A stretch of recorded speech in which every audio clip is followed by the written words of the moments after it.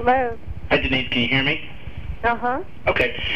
First, give me your idea, your vision of the cafe, and then separately give me your conception of the foundation. Cafe first. Okay.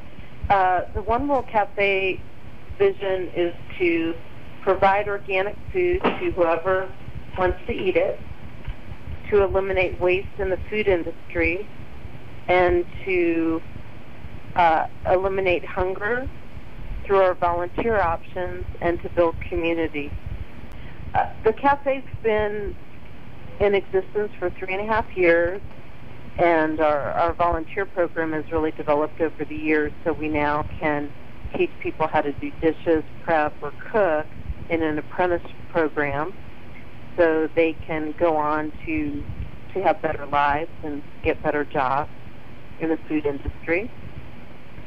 What do you think the cafe does for the community overall? What the cafe does for the community overall is that it's almost like a safe haven. People know that they can come there any day of the week. We have fresh, organic, home-cooked food that they can create a plate, and if for some reason they were short of money, they could volunteer with us, which is very pleasant, and eat in basically community, because it's just everyone from everywhere wants to eat there. So it's not in isolation. It's not a cold bologna sandwich on white bread. It's a hot, nourishing meal, organic, gourmet, family-style dishes eaten with everyone else. Tell me about how you pay your cooks a living wage. How do you do that? I mean, not the nuts and bolts of it, but why do you do it? I believe in a living wage and pay a living wage because I believe that a person that is working a possible minimum wage job should be able to support themselves and just live independently, and it's very important for me to offer that to my employees. Okay, and about your employees, the cooks especially seem to like the freedom that they have to have different things to prepare every day. I mean, why do you let them do that? Well, we believe in cooking with the seasons and also being creative in our cooking. Most cooks, they have to cook the same thing over and over and over again, so when they go into work, they're really brain dead. They turn off instead of turning on and putting the love and good energy and creativity into the food. And so, we allow that every day, all day long. Whoever puts together dishes can be creative and awake and vibrant and excited about the things that they're making, and also excited about serving those items to the public. Okay, good. Now tell me about the One World Everybody Eats Foundation. What is it? The One World Everybody Eats Foundation is a foundation that I put together that will enable us to. It's a nonprofit organization that will enable us to put in more cafes worldwide. Why is that important? It's important because it's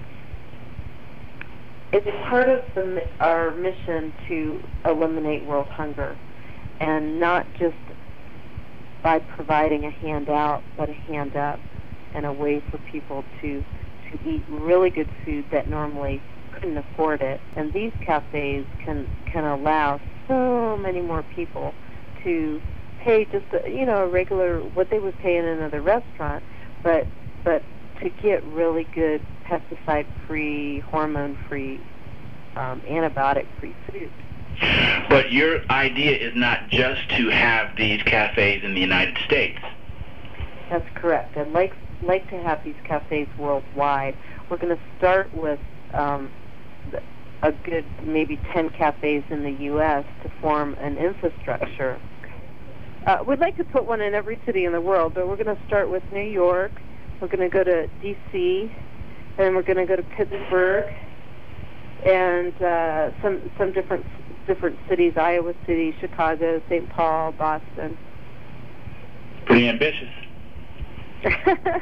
Well, hopefully you haven't seen anything yet, but that doesn't. And then we want to branch out from there, but that'll give us a good start, so that we can eventually go into some third world countries, India or wherever, where there may be a larger percentage of people that need to volunteer for their meal, and so we'll probably be able to set up. The idea is we'll have some almost like cottage industries in place, where maybe we sell aprons now at our cafe here in America. So people, let's say in India, can volunteer by making aprons or products that we can sell in the more first world and second world countries to supplement, the cafes in third world countries. Now, you don't really care who else does this, do you? No, I do not. Why not?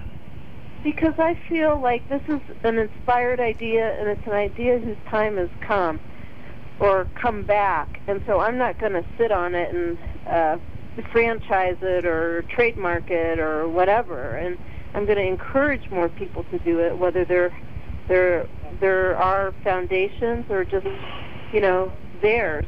I'm going to help them all I can to put more of these in. Let me ask you something. One of the things that makes the cafe unique is the fact that you've got this box sitting in the middle of the room where people can drop cash in to represent how much they paid for their meal. That's a lot of trust. Why did you decide to do it that way? Well, I wanted people to price their own meals, and I was just really sick of a cash register. I wanted people to be able to choose their own portions. So, and I really felt like it was against like a sacred rule to weigh food and sell it by the weight. That didn't sit with me at all. So I came up with just price your own. That was, well, I shouldn't say I came up with it. That was like my Field of Dreams moment. Go to donation, let people price their own food. So once I shifted to that, then I realized, aha, people are choosing their own portions, they're pricing their own meals, we have zero waste, and then I was like, gosh, there's so much waste, in America with food, and we're not having any, because we're letting people price their own, and we're not encouraging people to overeat. There's so many diseases from people overeating or eating over-processed foods. Well, we're not encouraging any of that, and we don't serve processed foods. Do you think people don't listen to their own inspiration? Oh, absolutely. I'm not one of the few people in the world to be given an inspiring idea. I refuse to believe that. I think everybody is given many opportunities in their lifetime to reach a point where they're really living their higher purpose, which I believe this is mine. So, but we just talk ourselves out of it, or ignore it, or think, oh, that's too crazy. And the only credit I really like taking is that I didn't talk myself out of it. I was like, okay, I'll try it.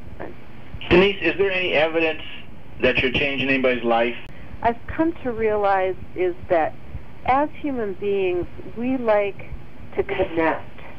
We like to connect to people. Some people choose just to connect to their significant other or their family members, and other people reach out to more of a larger community or worldwide community. Well, these cafes reach out to people, and they change lives because people feel like they're part of a larger community that cares about them, that it's very nurturing to know, hey, if I'm ever down and out, there is some place I can go. And we do offer, we have our commitment to zero waste. At the end of the evening, we'll plate up what we have left, and we will give it away, no questions asked. So for whatever reason that someone doesn't feel like they're in the space to volunteer, there's a chance they can still get a good meal. And you're waiting for nonprofit status from the IRS. Absolutely, and we're very close. It's terrific, Denise. What you're doing is terrific. Well, thank you.